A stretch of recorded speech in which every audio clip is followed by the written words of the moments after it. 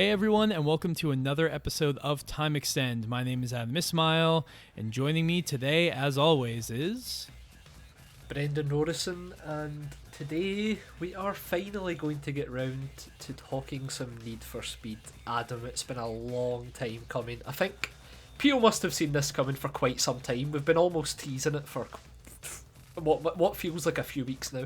we've been foreshadowing it forever.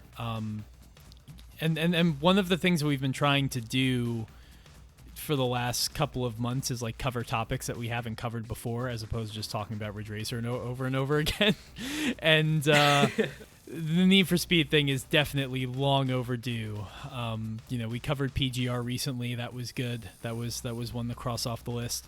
But Need for Speed is a massive series, and I think part of the reason it took us so long to get here is because we just didn't even know how to tackle it. Like, where do you start with Need for Speed? It's been so many different things. It's existed for like 25 years. I don't think there's a racing game series as old that is still active as Need for Speed. I mean, I can't think of anything else that comes to mind, so it has to be the one.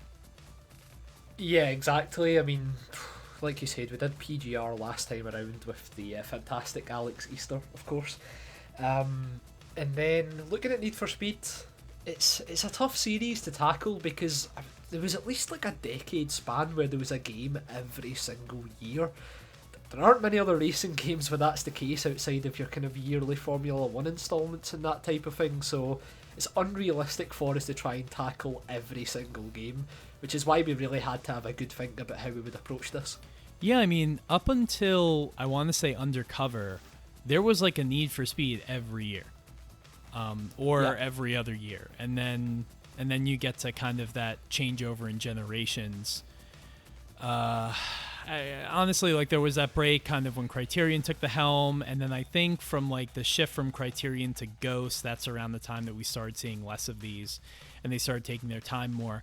I think we all hope that, like, well, if there's more time in between the games and development, that means the quality of the games will go up, but that hasn't always been the case.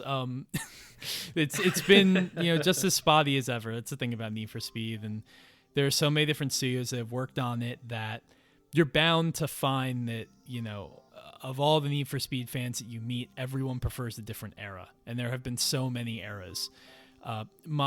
My way of referring to Need for Speed is it's kind of just a reflection of whatever the prevailing car culture is at any given time. So, in the mid to late 90s, it was about supercars and exotic cars and concept cars. In the early 2000s, it was about street racing. In the late 2000s, going into the teens, it became about action movies. And then, nostalgia kicks in and what's old is new again. And in 2015, they kind of tried to do the underground thing again, but with a little bit more style. So, everything's cyclical. And we come in at a very interesting time in the series right now because, we had Heat last year, which I liked a lot. Most people were sort of like ambivalent on it, I think, but I thought it was actually a pretty good game. And now Need for Speed is destined to be a Criterion property once again because Criterion apparently is going to be working on the next game in the series, which is very exciting to all of us who, love all of their work from Burnout to some of the Need for Speed games that they've made. I like Hot Pursuit. Brendan, you like Most Wanted 2012, but we're kind of splitting that opinion. So yeah, it's a exciting time to be a Need for Speed fan. We'll just have to wait for that game to eventually surface. Yeah, definitely. Like you say, you can pretty much split all these games into certain eras. The return of the Criterion era is one I think a lot of people will be happy about. In regards to this podcast specifically, though, I guess we address the elephant in the room right away, Adam, and say that we will be trying to focus on titles out with the underground era because, quite frankly, these games have been discussed to death, and more importantly, I don't think we're really in a position to give them the care and attention a lot of our audience would like. Yeah, so the two Need for Speed Underground games are, depending on who you talk to, some of the most beloved in the series. And they were popular when they came out. And I'm sure they're good, but I haven't touched either of them once. Yeah, I just same. haven't. And so, this basically our plan for these shows is this first episode is going to be our best of Need for Speed, which is really going to comprise 3 games. And Brendan will absolutely stun you with one of his picks, I can tell you right now. Then we're probably going to do a rest of Need for Speed, which isn't to say that all of the games that we talk about in the next show are awful or bad. Some of them will be bad, but some of them will also be like, okay, with some interesting highlights here and there. It's probably a safe space for me to talk about games like Need for Speed 2 that really aren't very good games, but have lots of cool videos and galleries and CD-ROM content that was all the rage in 1997, in spite of the fact that they're not very good games. And then after that, we probably at a certain point we'll cover Underground, and I think that's going to require some legwork from us because I don't have any of the games, and I'll have to turn to a good old emulation probably to solve that problem. So, but who knows when that'll happen? That's probably that's coming later on. Yeah, I think we wouldn't be able to justify kind of any thoughts on the Underground series without revisiting it, because one of the friends of the show, Casey, she does great YouTube retrospectives, and a lot of the time she'll talk about the way these games are perceived, but how they actually hold up. And I would hate for us to talk about these games through the eyes of our younger selves and how perfect they were back then, because we like to revisit these games before we talk about them, and the games we talk about today are going to be ones that we've played quite recently, or we are still playing them now in some capacity. So I think it makes sense for us to talk about the ones that we feel properly enthusiastic about or properly opinionated on, and then when it comes to Underground, we'll definitely have to do our homework there. Right. Especially if we want to talk about like the PSP entries of a lot of these games, but I don't think that's ever going to happen. So with that, we should probably just get right into the first game we'll talk about, and I will leave the floor to you to introduce what that is. Okay then, so my first pick, basically, when I was considering what Need for Speed meant to me and what games stood out, I tried to look beyond the basic kind of supercar, hypercar racing side of things, and look towards where the series tried something different. And I think the first game that really shook things up and felt the brunt of a very mixed reception, but I still enjoyed quite a lot, was 2007's Need for Speed Pro Street. Now, Adam, I think this was the choice you were saying that would kind of blow people away, because Pro Street is definitely... It's not what Need for Speed fans expected back then, and it's still viewed through a very controversial eye, shall we say. Absolutely. It's funny. I got this game, and this was, Carbon was 06, Most Wanted was 05. So I'd say that like with Most Wanted, the series hit a new height again. Carbon to me kind of felt a little like it basically retreaded too many of Most Wanted's beats, but was at night, so it was just less interesting just by virtue of the fact that I couldn't see anything on the screen because it was so dark all the time. And Pro Street was kind of like, well, you're kind of riding a high, and now what you've done is a complete 180, and it was sort of hard to see coming. That said, I got it, and it's one of those rare cases of a game, and this happens a lot with me in Need for Speed, that you buy it hoping that for some reason, against all odds, against everything that you've heard, you'll love it. And this happened to me with Payback when that came out. I was like, what? I got $30. Payback's on sale. I'm gonna get it. And boy, did I regret that. The thing about Pro Street was I got it for Christmas, and that Christmas break and I guess end of 07, beginning of 08. I remember staying up for like a week and a half straight until like 3 or 4 in the morning. Oh wow! Back when I was like 14, and that's not really something you did. Playing Pro Street every single night, and I don't know why. I liked the game, and there were certain things about it that were really cool that we'll dig into. But it is kind of a mixed. It's a mixed bag, but it's one of those mixed bags that's still very enticing for some reason.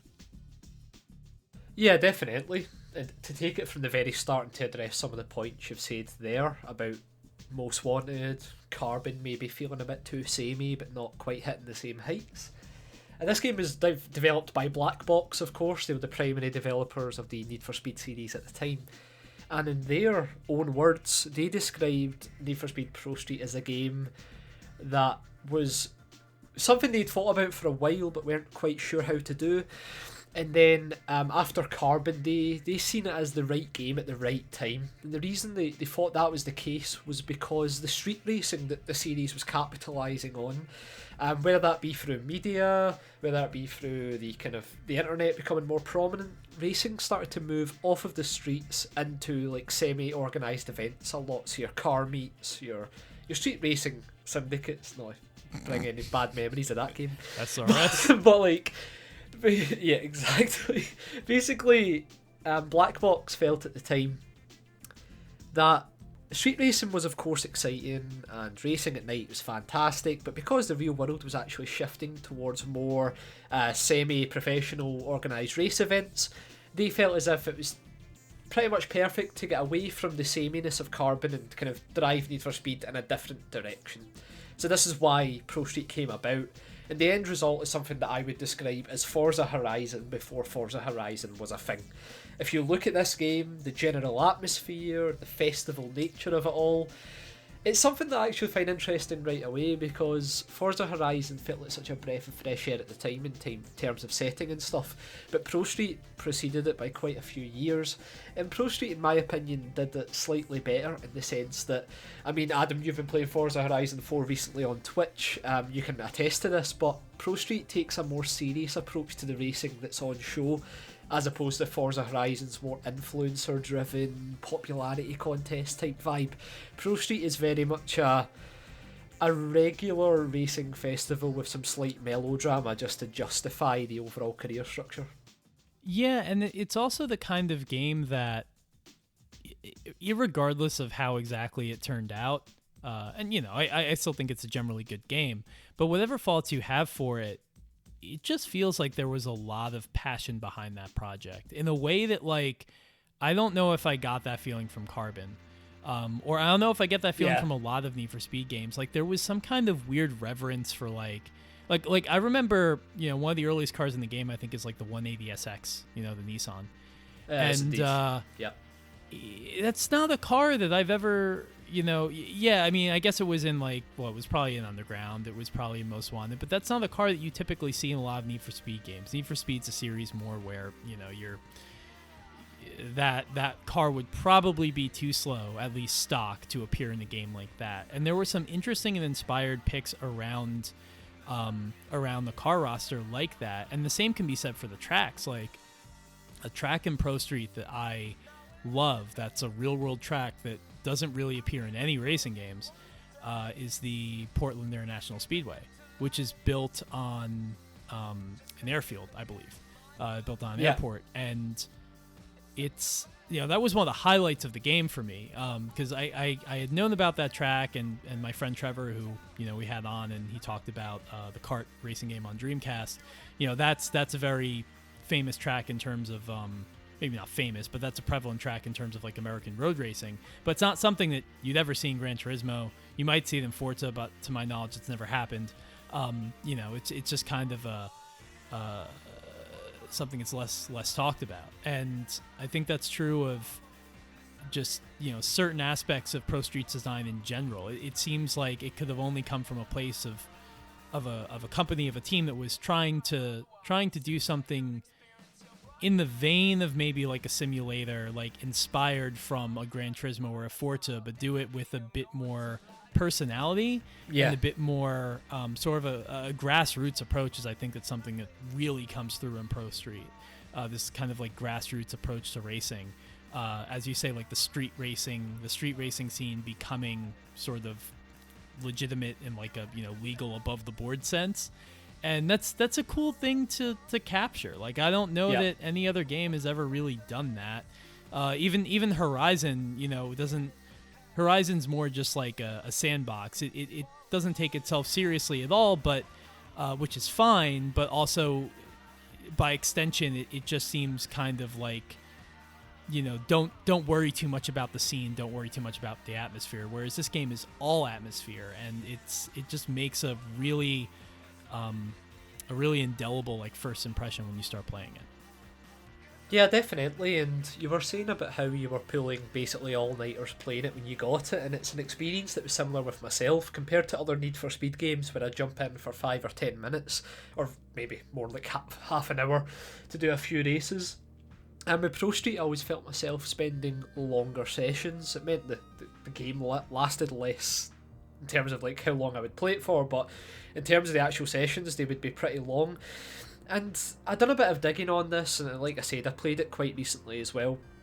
And it seems like there are people who would consider this simcade, believe it or not, which is a term that I don't like using that often, but it kind of describes it pretty nicely because the driving physics in Pro Street feel a worlds away from the games that came before it.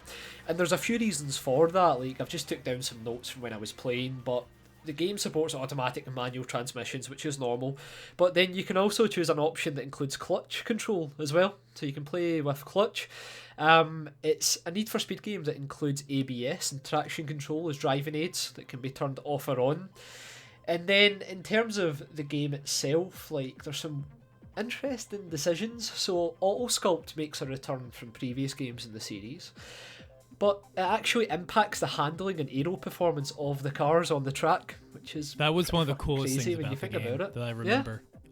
Taking that cosmetic attention to detail that Need for Speed always had before, and actually giving you like a gameplay reason for it. Yeah, exactly, and it's paired with a pretty extensive damage model in comparison to what games came before it as well. The damage is definitely increased and looks pretty great as well, in terms of what you would expect in a Need for Speed game, like you're saying, just that level you wouldn't expect. And then I did a bit of digging in terms of the development of the game, and it turns out the team used the Porsche test track in Leipzig for getting a feel for the vehicles that were included in the game, so that they could try and replicate the handling to an extent but still keep it arcadey enough to keep the Need for Speed spirit intact, which is really fucking weird. Yeah, I mean, I guess that's just EA, using their Porsche exclusivity muscle to get what they want. Exactly. A couple of things you mentioned that kind of brought back these memories in me. I remember the ads and maybe like the teaser trailer initially for the game really played up like the smoke effects for some reason. It was we have the most realistic smoke effects in any racing game, which is just, I feel like that's a very like early to mid to late 2000s type thing of like the sweat on like the NBA 2K characters. Here you have the smoke before you do a drag race in Pro Street. But it was a pretty game, and I think that I think Black Box's tenure with that series always kind of suffered from the fact that there's just something about a Black Box Need for Speed game, when you play it, they just feel very similar, and maybe it's down to the engine. I don't know what it is, but Pro Street to me didn't feel like it came from a studio or a place or a context that produced any of the previous games. It was very bright, like graphically. It was probably the first one that really felt like a next gen game, because I think it might have been the first one that was primarily developed for next gen consoles, because I believe it was. Yeah, Most Wanted launched on PS2. Carbon, I feel like by Carbon they should have been focusing on next gen, but I guess that would have been 2006, so the PlayStation 3 wasn't even out when that game was in development. So Pro Street was the first time that they could really focus on that, and it shows. Like, it's, I would say it's not quite like Grid level of just, astonishing for its time graphically. Sure. But it's not too far off, and it's very bright in a sort of like almost like a Blue Skies way, you could say. Yeah, definitely. And in terms of like using that extra power as well, we've talked a bit about the atmosphere of the game, and it definitely has one. Like, even just in terms of the way it's all set up, the kind of hub world between events, like rather than just having a menu, it's like your car in the middle of the kind of festival hub. There's an announcer in the background that comments on your previous race, and if you change cars and stuff, it picks up on that and kind of says, "Oh, Ryan Cooper's got a new car," blah blah blah. just little details like that, they definitely went all in on that personality element. And I guess that'd be a good time to talk about like the career structure of the game, because it features one of the rare named protagonists in the series. So you play a guy called Ryan Cooper. Typical story, enters effectively a clubman race, wins it. For some reason that annoys the big bad of the game, Rio Watanabe. I know how you feel about racing game stories, Adam.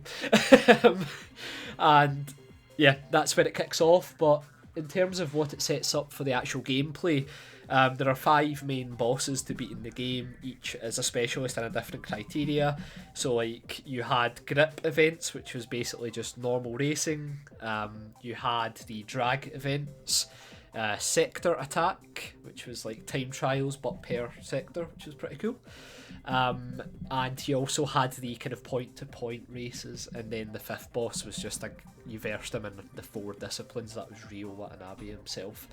And the career mode is actually structured pretty nicely, because it doesn't take you out of the racing for too long. You use a menu, you choose what race you want to do, and you do it. It is like a tick box exercise, but the career is structured in a way that you've got like branching paths about what you want to specialise in first. There's no set like tree to work through the bosses. You choose what you want to do before you get to the final boss. It's a nice structure that, ironically, I think something like Forza Horizon could really benefit from, because that game's just a mishmash of events thrown at you with no real rhyme or reason to them.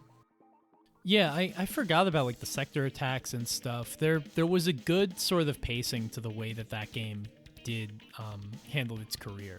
Because I remember some of those events were actually pretty tough. I remember having a hard time with some of the sectors, especially like I have vague memories of one track. It might be in Japan, where you're just like driving through a forest or something like that. The road's really narrow, and you gotta beat the time. Yeah. And it could get pretty tough. And I think all of that speaks to like all the events that you talked about. Those are all things that I could see being real. Like for lack of a better way of putting it, like there's a believability sort of to the way the Pro Street's set up. I could see there being kind of like some sort of, again, grassroots style racing series that has that sort of X Games kind of like mentality, is sort of like a traveling festival, and does little events like, maybe not time trial, but we'll have like a sector attack and, in between races. And it's just I think what you find a lot with Need for Speed, is that, even when the series kind of doesn't get it totally right, and I'm not saying Pro Street necessarily fits that mold, but like 2015, for example, the atmosphere of 2015 is amazing. You show anyone the trailer of that game, or you show somebody a screenshot, or just, choice clips from it, and they would probably say that is a world that absolutely deserves to have a racing game set in it. The problem is the execution. Pro Street at least executed well enough to ensure that you got through a good chunk of it. And I remember some of the tracks were really cool. There was the one that was, I think this was also in Japan. It was like in like a shipyard or something like that. Yeah, the Tokyo Expressway, or Tokyo Docks or something. Those were really great tracks. Really great tracks. You had like in addition to all of like the balloons and stuff overhead, you had the shipping containers were really colorful. The tunnels were really cool. It's like, picture a cooler version of the Tokyo Expressway tracks in Gran Turismo Sport. That's basically what you have. The one thing that I want to highlight, because you've marked this as one of your favorite Need for Speeds, the handling was what made this game tough for me. And so I want to know how much of that impacted your experience, or if you actually thought it was fine. So the handling is definitely what makes this a tough game. On that point as well, I guess it's relevant in terms of difficulty of playing through the game. The game also had variable difficulty, so depending on what cars you chose, the requirements to pass said event would alter dynamically. So you couldn't cheese the game, which I think is another reason why a lot of people remember it being tough, because even if you choose a more powerful car, the cars you're versing change, and also the clear conditions in terms of points or time and sector attack will also alter. So you take that, and then the handling engine, like you're saying, it's definitely different from other Need for Speed games. But one of the reasons that it is one of my favourites is actually because the handling engine is so different than every other Need for Speed. Like, I remember after playing Pro Street and then onto Undercover, I just remember within the first half an hour of Undercover being like, nah, you know what, I'm past this. Like, it was so, like, watered down even by, like, Carbon and Most Wanted standards, that the enjoyment or challenge in terms of driving the cars just seemed totally gone. Pro Street kind of takes it in maybe too far of a different direction, where it isn't necessarily realistic, but it follows that rule of thumb that was really prominent at the time, where if a game is hard, therefore it's realistic. That was definitely a thing you've seen in racing games quite a lot. And I think Pro Street does fall on that side of the fence a little bit, and the problem with that is, if the game's designed around that type of handling, fair enough. But Pro Street wanted the best of both worlds in many ways. So like you were saying, a lot of the tracks would have these tight winding roads that would be easy to navigate by usual black box game standards. But in Pro Street it becomes a bit hellish, especially if you turn off the driving aids as well. So it was a tough game to play through. The handling, it wasn't the most fun Need for Speed, but I think it had a good level of depth to it that made it so much fun to have those longer gameplay sessions with. And then also, just as a side point on that as well, in terms of the tracks that were there, the fictional ones were fantastic, but you also, like you were saying, you've got these licensed tracks in there like Willow Springs. Like, I can't believe that was in a Need for Speed game that early on. Infineon Raceway as well. I think it really tapped into the Gran Turismo fan in me a little bit, in terms of providing that kind of semi-realistic type gameplay. It wasn't as watertight as Gran Turismo, far from it, but I think there's just something to be said when you're asking what your favourite is within a series.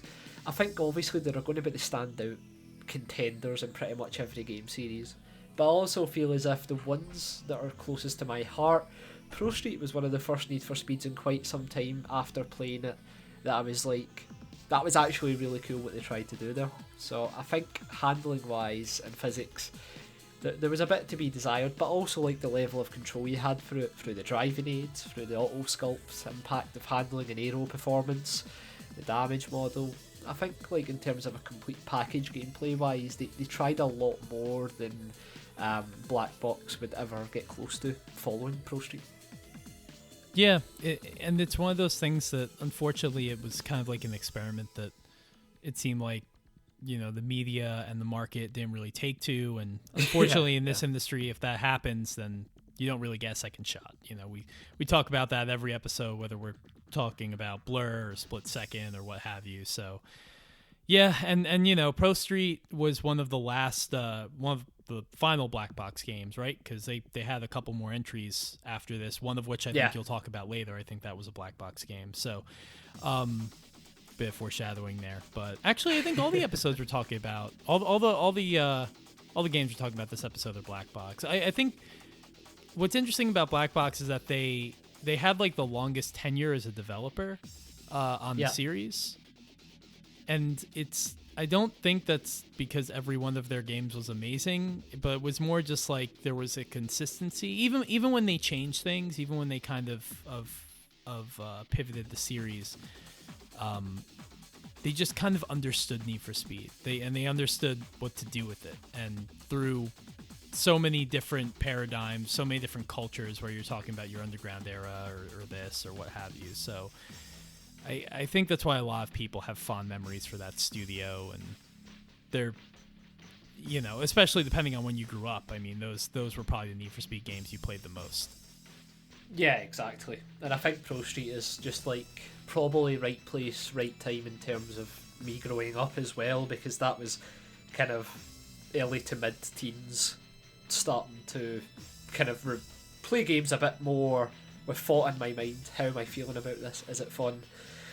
And I think as well it's worth mentioning with Pro Street as well, just in terms of impact, the soundtrack for this game was phenomenal. Yes. Junkie XL scored the entire thing. He wrote a song specifically for the game, but in terms of the overall licensed OST, this has a large amount of songs in it, and not many of them are misses. There are songs in that game to this day that I still listen to, that I still think are amazing.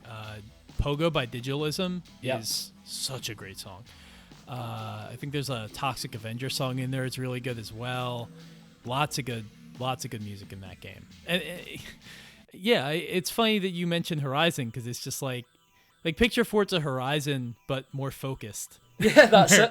It just seemed a little bit more curation, a little bit more attention went to every little thing. And it's not as big a game, and it's probably not as like boundless or as fun in the same way, but it's something you can appreciate, especially because, like we're saying, never got another shot. I like that you're giving Pro Street a fair shake, because I think a lot of people have heard you say, 20 minutes ago, like, what, Need for Speed Pro Street's one of your favorite? And we just like lost it. Yeah, no, and that's fair enough. Like we say, like there are probably better Need for Speed games objectively in terms of how they play, kind of cultural impact. Pro Street pretty much faded into obscurity as far as Need for Speed goes, but you were saying about Forza Horizon again there, and the way I see it, like, Forza Horizon feels nebulous in the sense that you are a competitor in this festival that's going to happen whether you're here or not. People are going to win races whether you're here or not. But Need for Speed Pro Street is like, oh shit, who's this Ryan Cooper guy? Where the fuck's he came from? Like, this guy's winning races left, right and centre. Turns out he's just from the street for some reason. The main bad guy gets annoyed by him. Like, it frames it really nicely, and things like the announcer as well. It sounds silly, but just ties it in pretty nicely. Like how you just bought a car and you go back to the menus, and then you hear the car you just bought being called out, questioning if it will be as good as the car you've just replaced it with, because the game allowed you to have a 5-car garage, one for each discipline, plus the car you would use to play the boss car. It just does a nice job of tying it neatly together, and it shouldn't be a surprise to anybody. Like, a lot of what we talk about on this pod is focused games tend to resonate with us the most, it seems. And yeah, maybe Forza Horizon is that Pro Street playthrough away. Maybe Playground Games need to go back and have a look at what Black Box did and see if they can provide a focused career, because Forza Horizon is a phenomenal game, and in many ways it's linked to Pro Street in terms of setting and stuff, but I think Pro Street does a great job of making everything you're actually competing in feel organised and feel like a festival. Whereas Forza Horizon, because of the open world nature and stuff, it often just feels like you're going to waypoints and then initiating a race. The crowd don't really give a shit about what you're doing. The crowd's too busy partying and dancing. And it's a party atmosphere. Concerts. Pro Street's more about the super serious street racers that have moved off the street. Forza Horizon's racing that happens to happen next to Coachella, that most people who are there really only care about the music. Yeah, that's kind of how I feel. So yeah, with that said, we covered Pro Street for a long time, so we should probably move on. I mean, I agree. I think we move on. The last point I'll make about it is that Need for Speed Shift in many ways almost felt like a kind of spiritual successor / continuation of the concept. Yeah. I think the thing about Need for Speed Shift is that it, obviously, like, physically speaking, it felt completely different because it came from a totally different studio and everything. I think it was trying to be more serious and more of a... They were marketing that as more of a replacement to your Forza or your Gran Turismo than Pro Street was. So, but Pro Street's the one that's often overlooked.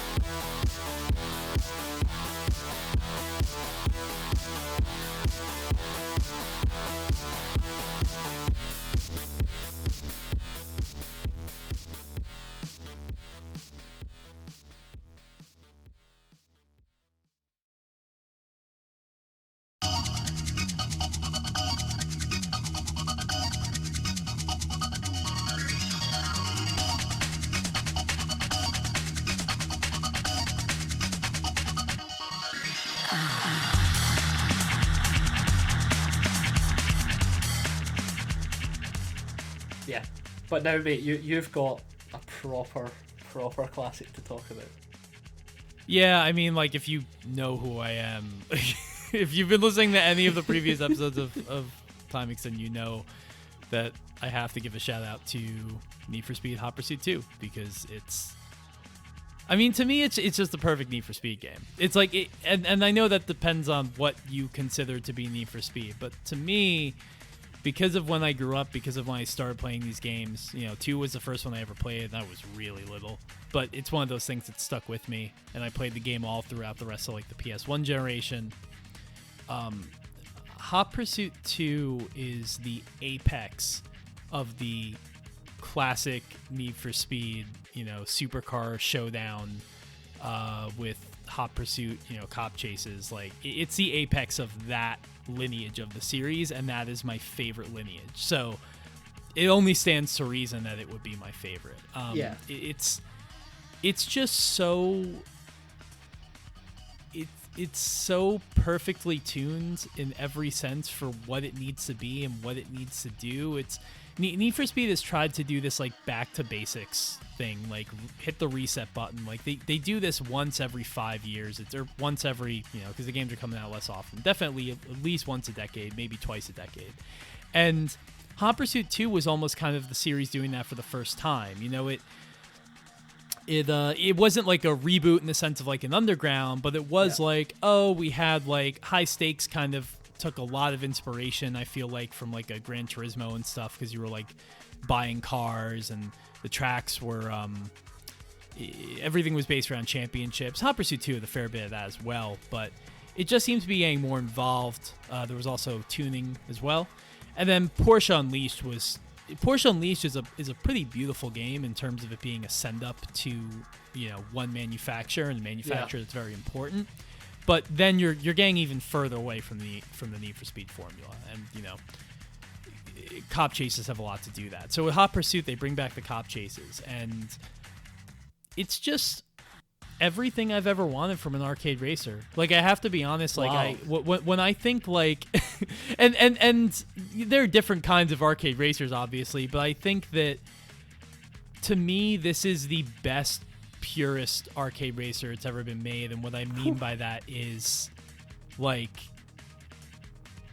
the combination of track design, sense of speed, and those cop chases. Right. I think Burnout 3, you could argue Burnout 3, maybe Paradise is like up there too, but to me that's more of a combat racer.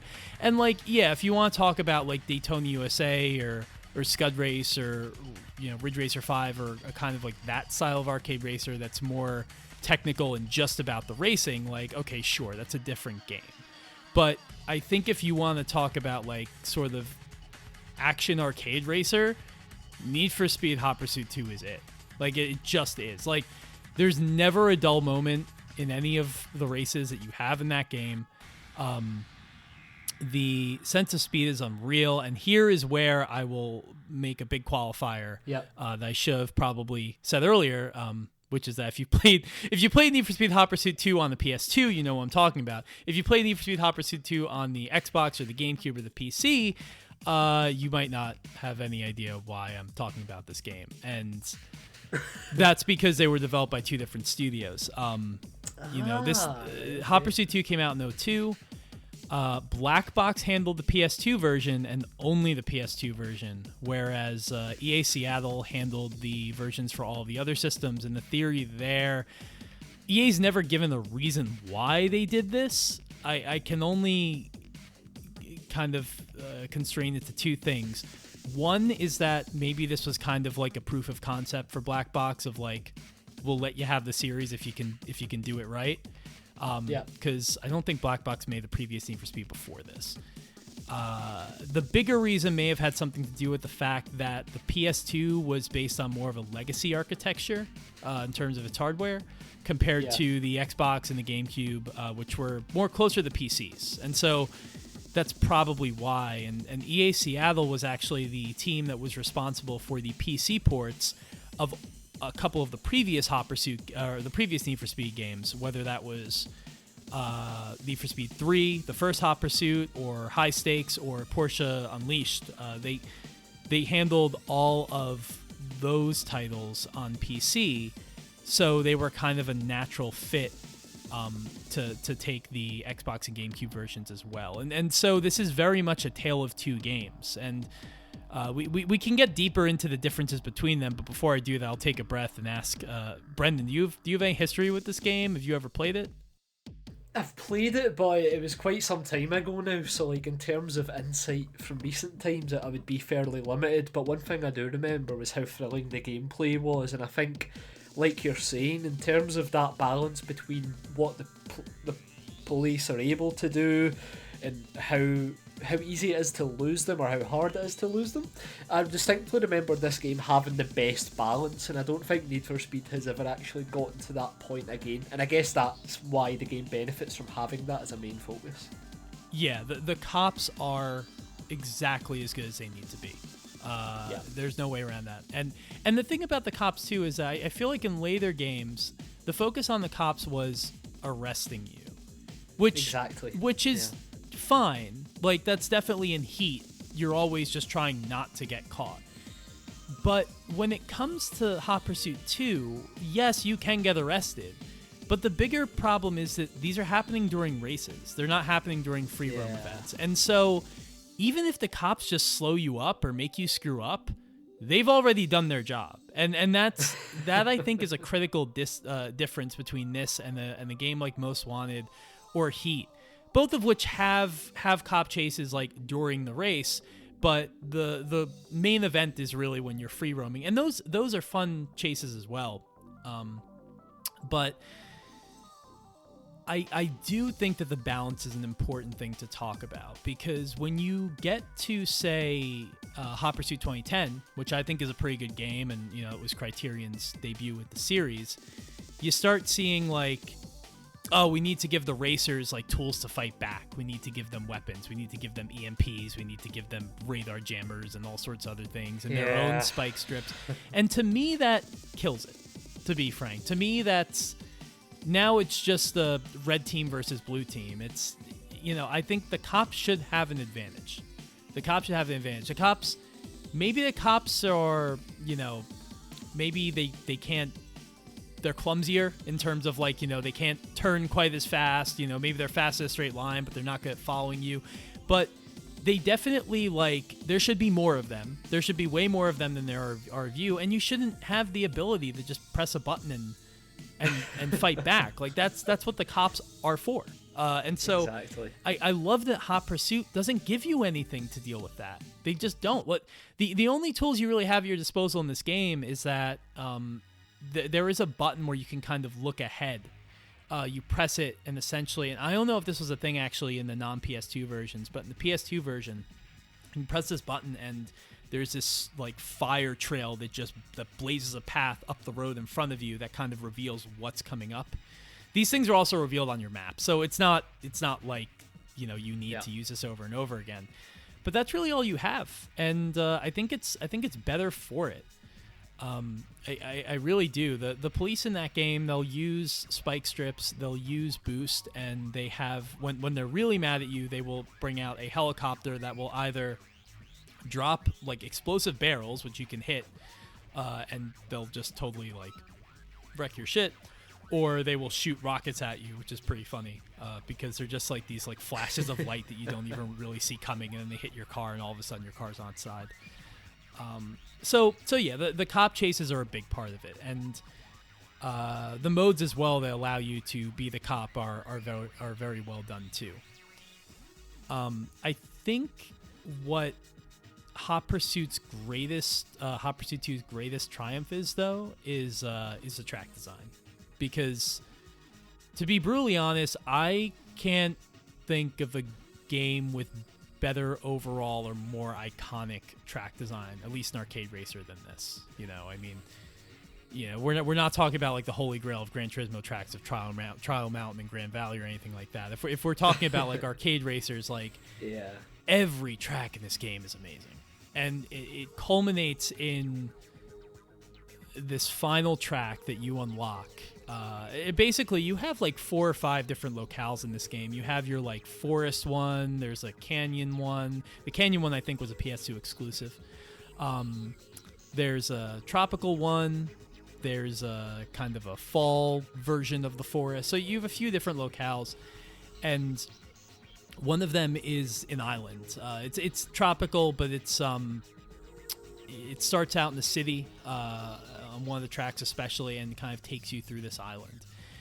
And this track is like 13 miles long. It is absurd. I think it's point to point. There might be a version of it that isn't point to point that's a little bit shorter that actually does a loop, but I think it's called like Palm City or something like that. And it's just amazing. I mean, you have it all. Like, you start in a city, there's switchbacks up the side of a volcano, and there are all these branching paths too. There are a lot of alternate paths in this game that aren't necessarily shortcuts. Some of them will cut your time and some of them won't. The computer will use all of them just as much as you do, which definitely helps provide this feeling of humanity to like the AI, as opposed to those racing games where you're the only one who's ever using any of the shortcuts. And the track design in this game is just on their level. Like, it just really is. And unlike a lot of future Need for Speeds where I would say you had some amazing track design, or you had some good track design, but the physics were just not up to par. Like, that's one of my greatest complaints about Hot Pursuit 2010 is the roads in that game are wide because you can't turn. Like, it's just one of those things. It's like just Criterion Need for Speed. it's very much like they designed the world to accommodate the incapabilities. Yes. Not knowing what actual word I should say there, but you understand what I'm trying to say. It's like it was very much with the limitations in mind. Whereas this game, you feel like you could do anything with these cars. Like, it's a tight handling model, but it's also a little bit nervous, which it's just nervous enough to kind of give you that sort of like a good way of comparing it would probably be to Grid. Like, you never feel 100% in control in Grid, but you feel it enough.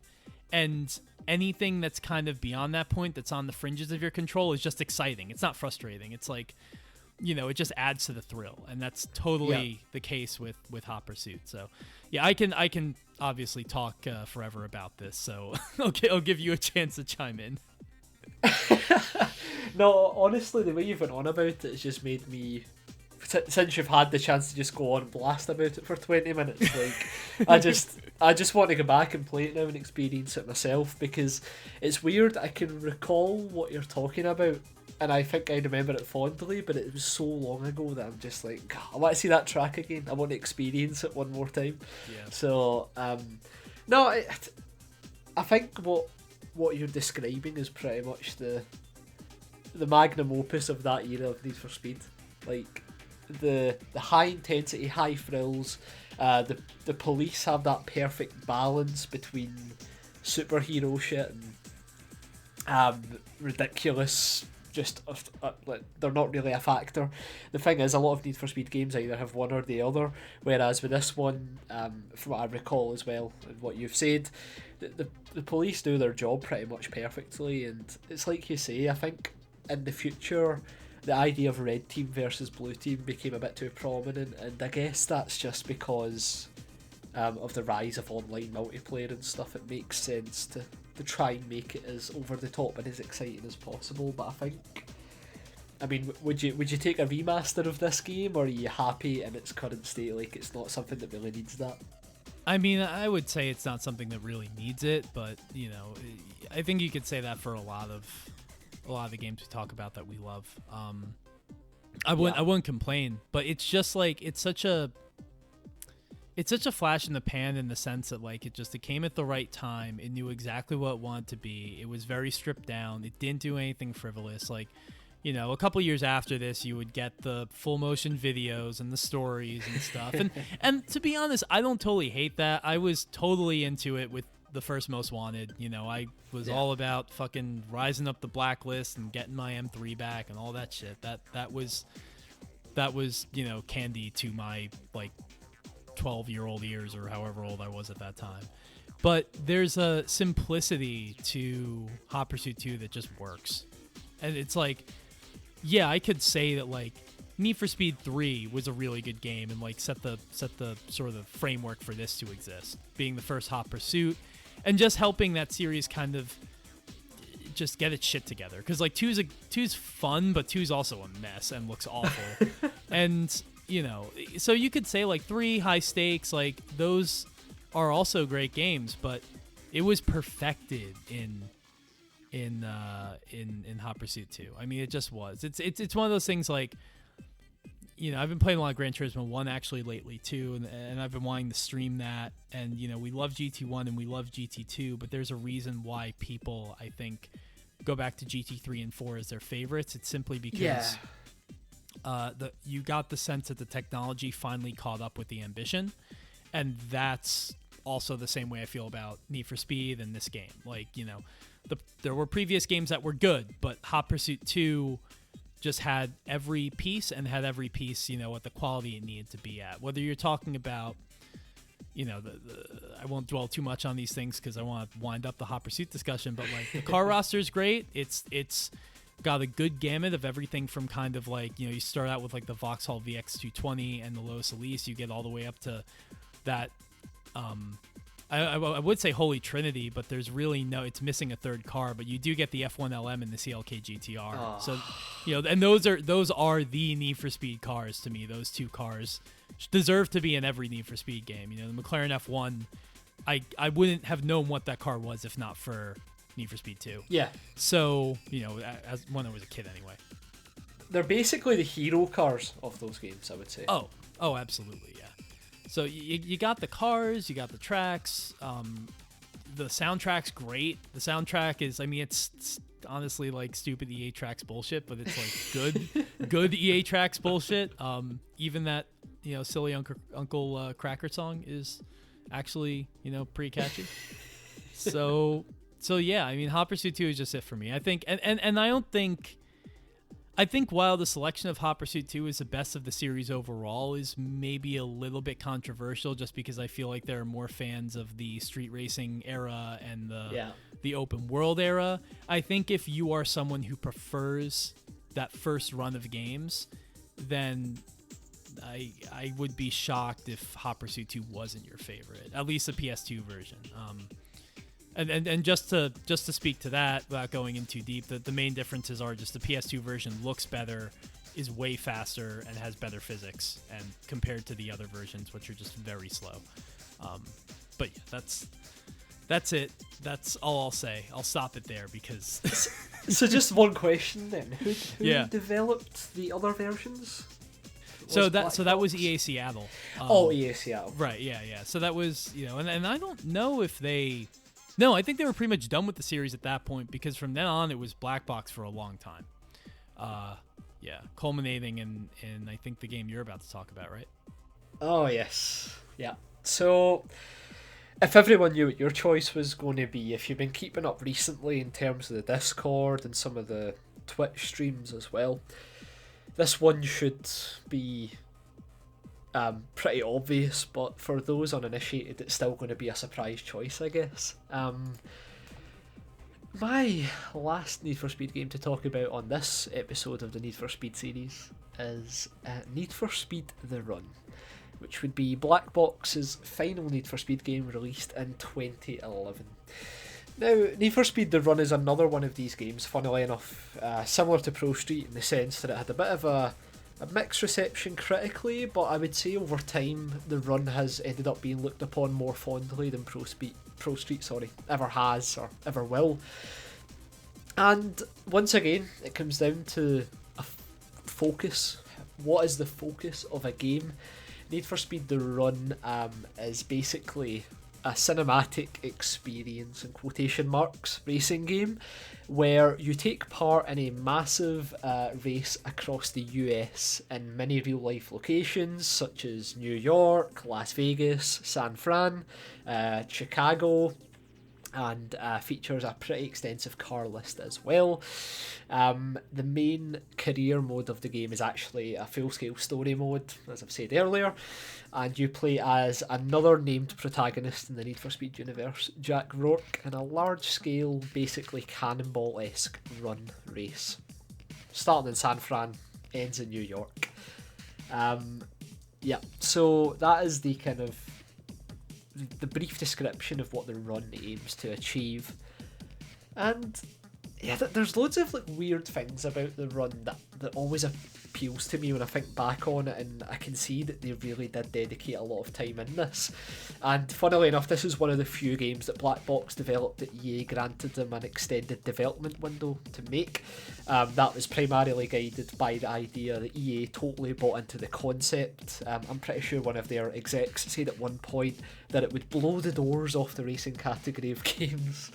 And the other side of it is that the Frostbite 2 engine was used in development, and the Frostbite 2 engine at the time had never been used for anything else but shooters. So there was Battlefield, exactly. So there's a lot of work to be done there that involved Black Box working with DICE for like a concentrated 9-month period prior to initial development even begun. So there was a lot of work put into this game. And that also extended into the soundtrack of the game. So EA hired Brian Tyler to compose the entire soundtrack from start to finish. Brian Tyler will be known mostly now for doing the Formula 1 theme song. And also... Exactly. You can put that in the background just to confuse people before I say that. And then he's also done loads of movies, Iron Man, Power Rangers, etc., etc. He's got a vast and wide career, so I don't think he's a prolific composer. Absolutely. He was I remember writing a story for GT Planet about like something he did. I think it might be Gran Turismo related. No, it might have been Project Cars actually. Regardless, maybe. Yeah. the guy doesn't stop hustling, put it that way. And EA believed in the concept so much. One of the things they said right away was, if we're going to do this right, we need a movie composer, TV show composer. They got Brian Tyler in, and just as a kind of a side note on that, he does a phenomenal job. The orchestral soundtrack of Need for Speed The Run is one of the reasons it's so good, and I'll get into that a bit later. But yeah, I mean, before I go off on one, Adam, Need for Speed The Run, what's your history with it? I played the demo, and I didn't really play it at all after that. Yeah. It dropped at an interesting time, right? This was 2011? Yeah. Yeah. Which places it firmly in between Criterion's Hot Pursuit and Criterion's Most Wanted. Yes. And I feel like, and this might just be me, I'll hesitate before I put this on anyone else, but the way that I interpreted this was, we finally got Need for Speed to move in a refreshing new direction with Criterion's involvement, and Black Box is coming back to do Undercover again, which obviously is an unfair assessment, and the game is much better than Undercover was, but that was the way I read at the time, was just like, why? Like, and for that reason, I think I dismissed it, quite unfairly. It was also kind of one of those, like, it was sort of an Onrush type situation where I was looking at and I was like, I don't know what you do in this game. Yeah. It's not really a game that lends itself to a demo, much like Onrush, funnily enough, like you're saying. So, for the avoidance of doubt, clear the air. Effectively, the entire story mode is one singular race. So you start in like 150th, you need to get to first. In each stage, you can either need to take over a certain amount of cars to progress, or you'll do time sector events where you have to get to certain checkpoints within the time limit. That's effectively how it's broken up. And then there's also some weird on-foot segments that are pretty pointless, but they're kind of necessary, I suppose, to continue the story. So the reason I really like the run is because of the fact it's a racing game like no other, for the reasons we've just said. Effectively, the whole game is one race. And because of that, it needs to kind of keep things interesting in terms of location, in terms of stage design, getting you in different cars, how does it go about that? So that the story mode of the game, it commits to it in a very cringe level. Like, the serious cringe nature of the story is pretty hilarious looking back. But you get to a certain point where you're just so used to the stupid, like, over-the-top reactions from other drivers when you try and overtake them, or a guy literally pulling out a gun to try and shoot you. You go to overtake him. Wow. He manages to miss, so that's alright. Like, you get to about the third stage in, and you just start to have a good time. Like, last time I played through this on the stream, we did a full long playthrough of it. 4 hours, start to finish, completed the game. And it's just so fun to play because there's nothing else like it out there, and that's one of the reasons I love it so much, because how many other racing games could you complete from start to finish in 4 hours, but it's got a running narrative through it, it's got variation and events, it's got really cool showpieces like the Avalanche one that you were talking about. They should have put that in the demo because it makes a lot more sense in the full game and feels a lot more weighty as well. There's just something about that unique type of racing game experience that can't really be looked at through a normal racing game lens, but that's exactly what happened when it came out, because the critical reception was incredibly harsh, criticising the length of the game, saying it's too short, saying there's not enough variation. But if you look under the surface, there's a bit more to it. So obviously you've got the story mode, which can be completed start to finish in about 4 hours if you're good at the game. That is short. Totally agree. But the game also includes an incredibly fleshed out challenge series mode, which is basically like your Drive Club type career mode, where you iterate through events, you unlock further series, you get different challenges, you've got to use different cars, you've got to tick off certain challenges to progress, and to complete that is a very difficult mode to play through, and that could take upwards of about 25 hours, I would guess, based on I got the platinum on PS3 when I played this game. Wow. The challenge series alone is longer than most Need for Speed games, but at the time the narrative was, this game isn't long enough, blah blah blah. And it's a shame because I think Black Box, when they wrote the story mode of the game, 4 hours is perfectly reasonable for a racing game story, because fucking Hollywood films can't extend a racing game story over 2 hours. Yeah, I mean, they made a Need for Speed movie and no one liked it. Yeah, and that's one of the points I've wrote down. Being brutally honest, this is better than the Need for Speed movie that's clearly based off of it, which is funny as fuck. Like, you can get Aaron Paul, Rami Malek, fucking who else is in that film? Michael Keaton. Like, there's the cast in the Need for Speed film is ridiculous.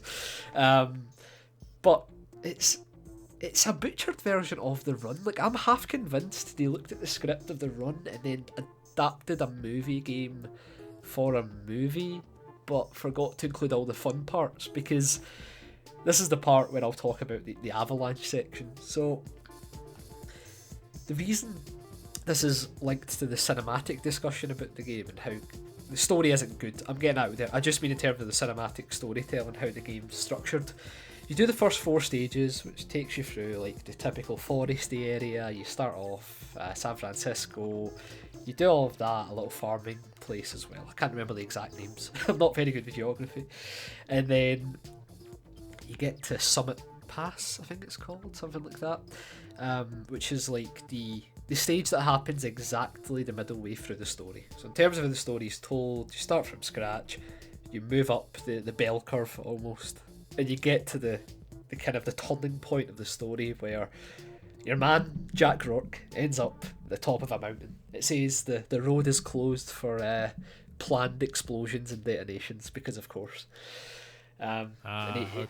It's just like, it's a cutscene and he's just sitting looking at the sign. It's fucking freezing, so he's rubbing his hands together. It's just like, what am I supposed to do here? And then, of course, a fucking Aston Martin comes out from behind him and just keeps going right through the sign, smashing it to pieces. That's enough. That convinces Jack enough to just like, fuck it, I'm going down this mountain. Surely there's no other routes. So, unlike the demo where they did the weird like past 10 cars thing you were talking about on this stage, in the final game it's a 1v1 showdown between you and the Aston Martin basically. And it's just a phenomenal stage to play, and there's just nothing else like it really in terms of racing games. The closest that tries to emulate this type of driving is probably the Bizarre Creations James Bond games, funnily enough. Yeah, that makes sense. and it's just so much fun because it's got the best track in the game that Brian Tyler scored as well, and the music in this stage is dynamic to what's happening as well.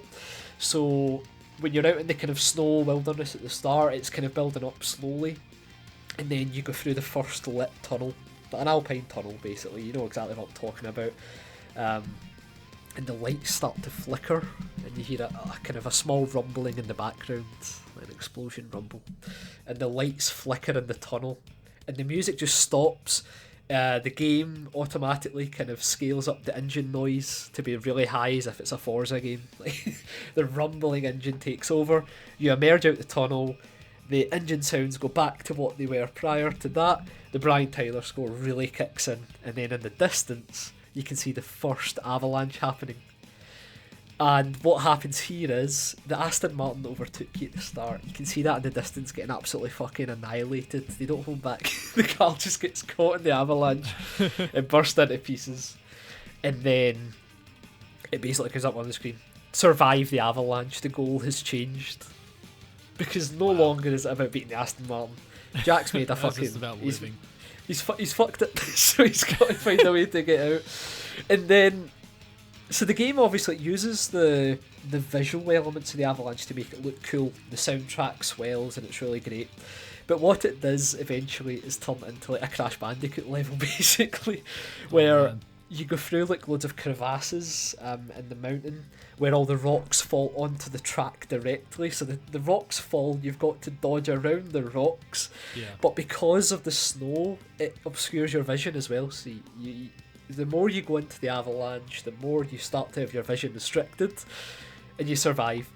And then you get into the next tunnel. So the tunnels basically act as checkpoints. You get into the next tunnel, and rather than the lights flickering, they just basically go fully out with a slight light flickering in the tunnel.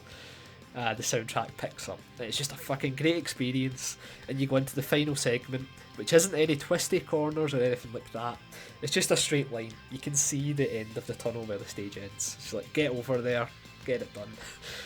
But the obstacles in your path, you've already got rocks that have fallen, like the other part, but now more rocks are falling as well to like basically obscure your path as you're driving. And then there's a really cool section, and it's only for cinematic effect as far as I can see, because even on extreme difficulty it never catches you. But above the tunnel is a massive like cliff edge, and the snow and avalanche is falling directly coming towards you. See like the high stakes box art when it's like the car in the tunnel? Yeah. That's like the snow in this scenario. It's just coming down and like getting closer and closer. And you just make it into the tunnel at the right time. Soundtrack swells, it comes up survived plus 250 XP, because clearly that's a relevant point to bring up after all that epicness. But I mean, describing it can only do it so much justice, because no, that sounds pretty special. Like I want to check it out for that reason. I think it's funny you talk about the music a lot. I absolutely can't stand orchestras in racing games. I get that, yeah. When Project Cars does it, I hate it. When Ferrari Challenge Trofeo Pirelli did it on the PS3, man. I couldn't stand that either. Yeah. I think what it is, though, it's a difference between an orchestral score that sounds gratuitous and fake versus one that obviously a lot of attention was put into, which is clearly the case with the Run. Because, I mean, it's not just like, oh, we took classical music.mp3 and we put it, on top of the menu. We designed this, we scored this, as opposed to just put the song in the game. We scored it to this level and the set piece. Yeah. And so, it's... As you're describing all of it, you're talking about like how short of an experience it is, but how also kind of focused it is and narrative driven it is. I can't help but think that it's sort of like Ridge Racer Type 4. Oh man, what a comparison that is. There's your BuzzFeed article title right there.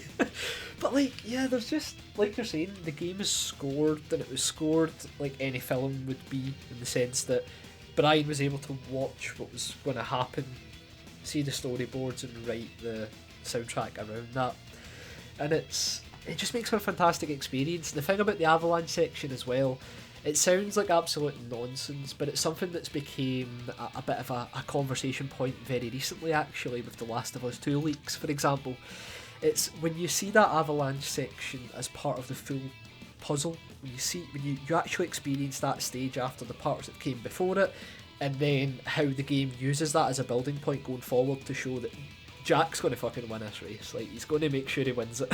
So they're able to kind of increase the stakes a bit more. They're able to make the races a bit more exciting. The avalanche set piece just works as the perfect peak of the game's kind of storytelling and the actual kind of story mode itself. It peaks at this point, and then from that point onwards, it's basically the journey to get to the end of the race.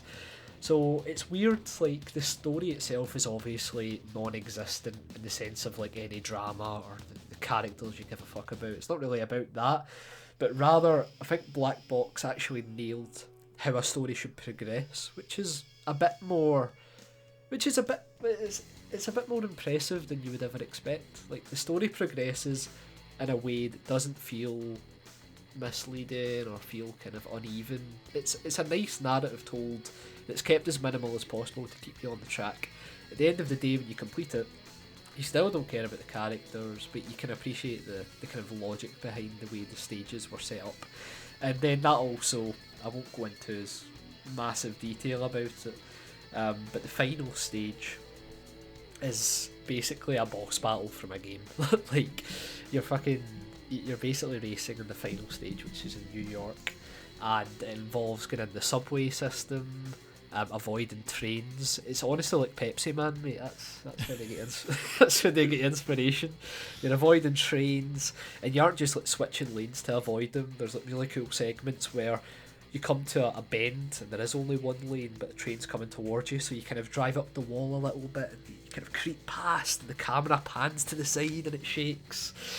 And then the final part of the race is basically a drag race between you and the other driver on a shipyard, so you're avoiding all these like kind of obstacles that are in the way.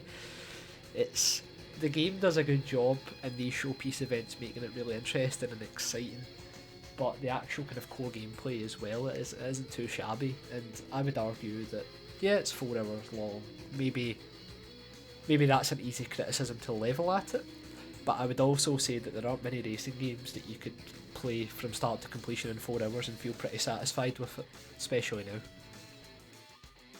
Yeah, it just sounds like they took a massive risk, and it, again, didn't pay off critically or financially, but looking back on it, it's good that they took that risk. It's good that they tried something different, and it's kind of, you know, a bittersweet, it seems like, sort of the swan song for that studio, because they would never work on their Need for Speed title again, and Black Box isn't around anymore, right? So that was pretty much the end for them. Yeah, exactly, and they were still kind of indications of maybe some turmoil, like kind of internally, because one of the quotes that was given at E3 the game was announced was, "This game isn't about customization, like, at all. That would deviate from what we wanted to create. This is going to be a whole new direction for our part of the Need for Speed franchise. We want to focus on the story progression and the race," singular obviously, "itself."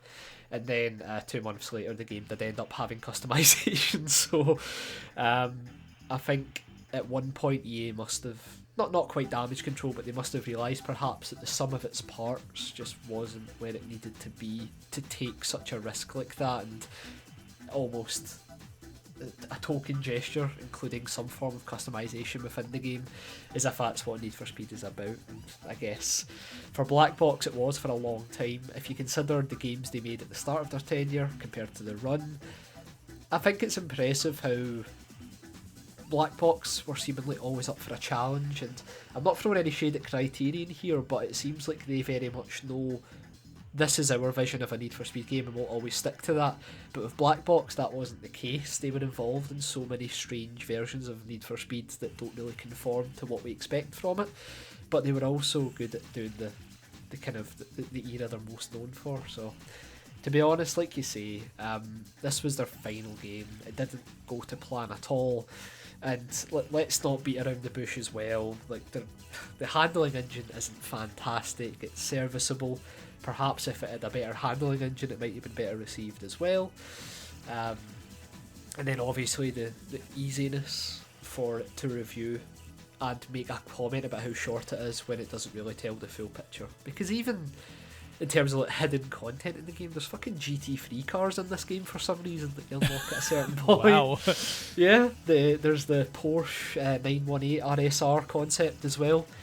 There are a load of cars that you would never see just playing through the career mode. So once again, if it's reviewed on the basis of I keep saying career, the story mode, you're missing out on like 30 or 40 cars, and yeah, that includes a BMW Z4 GT3, the Porsche 918 RSR, all the Need for Speed editions as well. The hero cars are in there hidden as well, you can unlock. So yeah, I think it's a weird beast. I think one of the issues in Need for Speed always tends to run into, maybe actually not so much these days, but definitely in that late 2000s era, because they had, / early 10s, because they had Black Box. They were trying to do something else with Criterion, and back then, let's not forget, there was also Slightly Mad Studios and Shift. Yeah. So, and I think Shift 2, I think was, I want to say 2010. It was, yeah. Yeah, so this series is all over the map. And look, to you and me and the people listening to the show, you know that a Need for Speed Shift game is not the same as a Need for Speed game.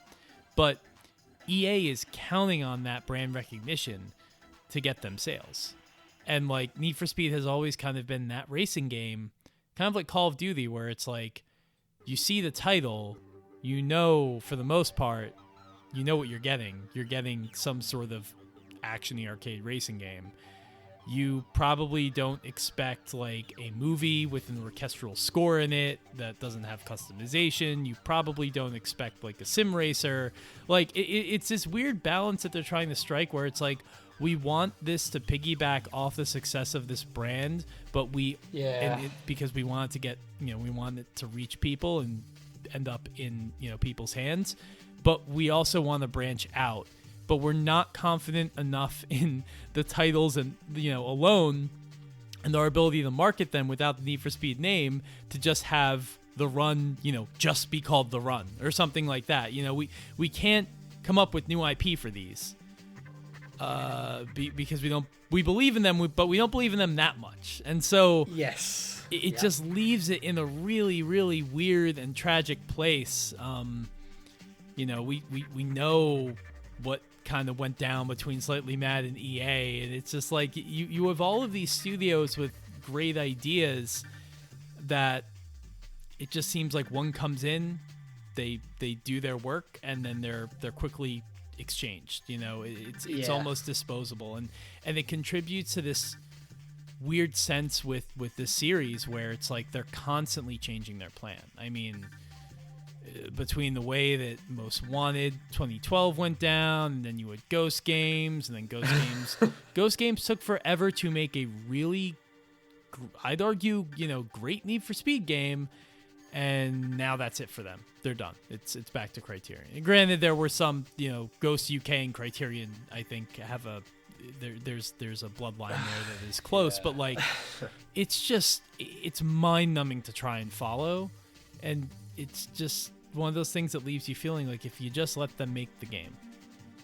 Yeah, because the thing about the return to Criterion as well, the reason Criterion was kind of dropped from the series was because the fans didn't seem to like those games, but now Criterion's back in charge and people are saying that's what they wanted all along. I think Need for Speed is also a series that it tries to listen to its fans and the current car culture a bit too much at times, and it seems to just totally pull the game all over the place. Because like Need for Speed 2015, for example, at one point they were saying that was like in the same lineage as Carbon and those type of games, but really it was its own type of thing, and I think that kind of set unrealistic expectations for a lot of people. Because like, I don't know, like I think with Need for Speed, I always like to try and appreciate the strange things they do in them, as my choices have proven. And like even like the full motion videos and stuff in 2015, sure they were like, cringe as fuck, but like they were still like so odd and interesting that that's the route they went down. That when I was playing it, I was just like, you know what, this is like nothing else I'm playing right now, for better or worse. So fair play. They're really technologically impressive because I think they meld. Like, yeah, they blend it. Yeah, they blend like the car models, like really high poly CGI models, with like actual people, or maybe it's the reverse. I really can't remember, but it's something absurd. Yeah, but the thing was about those ones as well. The same people who would probably be going on about, oh, I loved Most Wanted, were going about how cringe those cutscenes were and stuff. And you know what? Maybe go back and watch Most Wanted PS2's cutscenes as well. Oh, because yeah, absolutely. if you're not looking through those through like an ironic lens and enjoying them, then there's something wrong there. Listen, I played through Heat. I liked Heat, as I've said numerous times. Yeah. Yeah, the story in that game is stupid. The cops in that game are terrorists. It is absolutely absurd.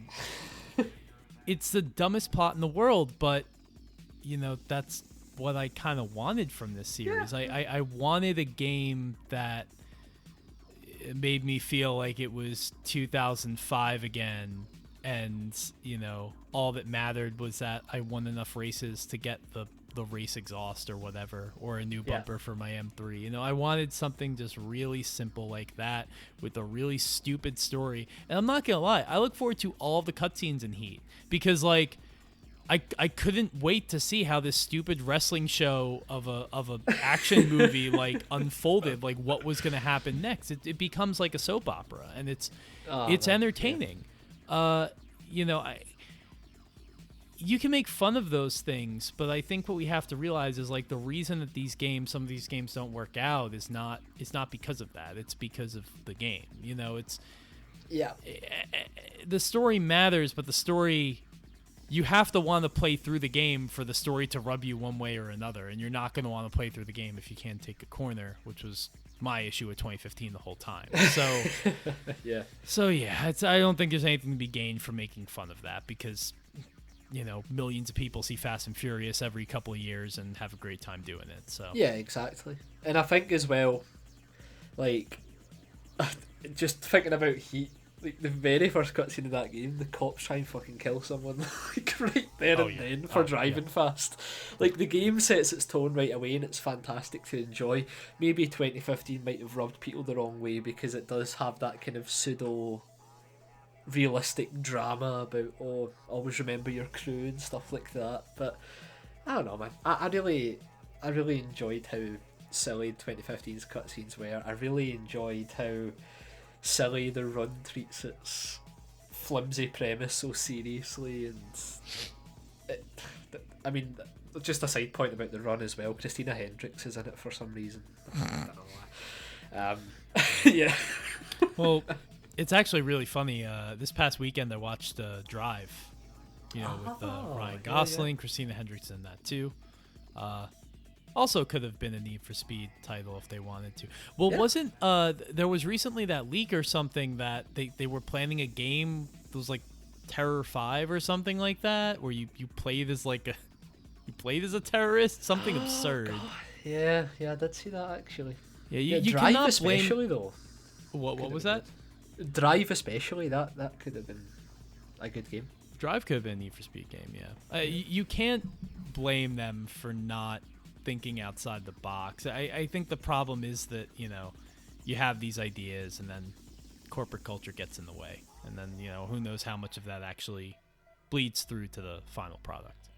Yeah, especially with something like so dependent on culture like Need for Speed.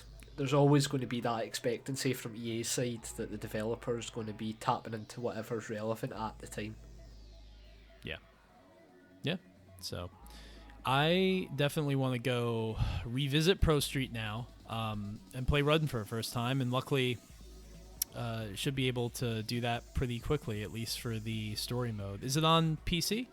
Yeah, it's on Origin. You can get it there. It's like £3 or £5 my currency, so I think I'll $5, and that's the thing. Like, I don't know if that's also the reason it's aged so well to me, because like you can spend like $5, you get to play through a 4-hour racing game story mode like no other, and then you'll be like, yep, that was all right, or yep, I really enjoyed that. The thing is as well, like the handling model, like I said, it's far from fantastic. It's very heavy feeling. But all those games from that era were extremely heavy. Yeah. And it feels like it was built for this kind of cinematic type racing as well, so that's why I don't think it demos well, because you're throwing it at somebody, they expect a regular racing game, but it's not really like that. It's a racing game in name alone, really. It's more of a cinematic driving type experience, which is so odd, and I guess why it didn't really find a marketplace. Yeah, I have to think that there is a place for that, especially with, like we mentioned, Fast before, and Slightly Mad is working on that Fast and Furious game, so yeah, we'll see. I think that's why Need for Speed, still to this day, I hold kind of a soft spot in my heart for Need for Speed, because even though it's hit or miss, and even though it's not everything pans out correctly, it's been around for so long. It's an institution, and I don't want it to go away. I don't necessarily always have the best expectations of it, but I don't want it to disappear, because again, it's a time where like the more arcade racers that can exist, the better. Exactly. And how many big other budget ones racing... too, because exactly. There's nothing on the AAA level really like that anymore, except for a Forza Horizon. It'll be interesting to see. I think we've kind of talked about this a few times, like Forza Horizon's impact on the racing game genre. I think in the coming years we might see its influence kind of seep into the kind of racing genre more and more. So we'll see it before the end of the year when Dirt 5 comes out. Oh god, yeah, exactly. Nice way to tie that up. But Need for Speed, you've got the Pro Street name sitting there. You know what to do. Yep. All right. Well, thanks everybody for listening to the first episode of our Need for Speed series. We'll come back next time with some more picks, and don't get too mad at us if we make fun of your favorite entry. We're only doing it out of love and for I'm a looking laugh. forward to this. And also don't get mad because we haven't talked about the underground games. Like we said at the start of the pod, we want to make sure we give those the time and respect we need, because it will probably either cancel us or uncancel us depending on how we end up discussing it. Also, I'm not gonna lie, when I was like 10, I was like, street racing's stupid, and like I'm kind of past that now, but like I never want to revisit the era of like Underground, Street Racing Syndicate, Juiced. That's not something that holds any place, any warm place in my heart. So like, yeah, you don't want me to go off on this game without actually having played it and have something to point to, or else I'll just sound like an idiot. Oh, we need to do an episode on all the fucking terrible street racing games. There'll be a return of 7 out of 10 racers for sure. Oh gosh, yeah. We've got too much going on. That's the issue. Too much. All right, so I'm gonna go play some more Need for Speed games. Brendan, you're gonna do the same, and we will see you next time. Thanks for listening, guys.